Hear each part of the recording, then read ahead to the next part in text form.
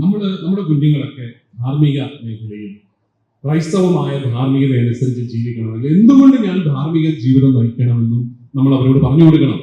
എന്തുകൊണ്ടാണ് ഞാൻ ക്രൈസ്തവ ധാർമ്മികത ജീവിക്കേണ്ടത്? ഇപ്പൊ നമ്മുടെ ചെറുപ്പക്കാര് പിള്ളേര് അവര് പട്ടണങ്ങളിൽ പോകുന്നു, അവര് ലിവിങ് ടുഗദർ, എന്തുകൊണ്ട് കുഴപ്പം ഇല്ല, അല്ലെങ്കിൽ മറ്റേതെങ്കിലും തരത്തിലുള്ള ബന്ധങ്ങൾക്ക് എന്തുകൊണ്ട് ഞങ്ങൾ പോയിക്കൂടാന്ന് ചോദിക്കുമ്പോൾ വിവാഹേതര ബന്ധങ്ങള് നമുക്ക് ഒരിക്കലും സ്വീകരിക്കാവുന്നതല്ല എന്ന് പറയുമ്പോൾ എന്തുകൊണ്ട് എന്നൊരു ചോദ്യമുണ്ട്. കാലം മാറിയില്ലേ, ധാർമ്മികത മാറണ്ടേ എന്നൊക്കെ ഒരു ചോദ്യമുണ്ട്.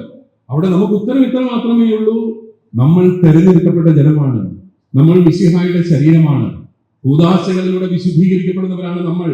നമുക്ക് തോന്നിവാസം ജീവിക്കാൻ പറ്റില്ല, നമുക്ക് കൽപ്പനകളുണ്ട്, നമുക്ക് കർത്താവ് പറയുന്ന പോലെ മാത്രമേ ജീവിക്കാൻ പറ്റത്തുള്ളൂ. We are the chosen people. നമ്മൾ തെരഞ്ഞെടുക്കപ്പെട്ട ജനമാണ്. എന്തിനു വേണ്ടിയിട്ടാണ് തെരഞ്ഞെടുക്കപ്പെട്ടത്?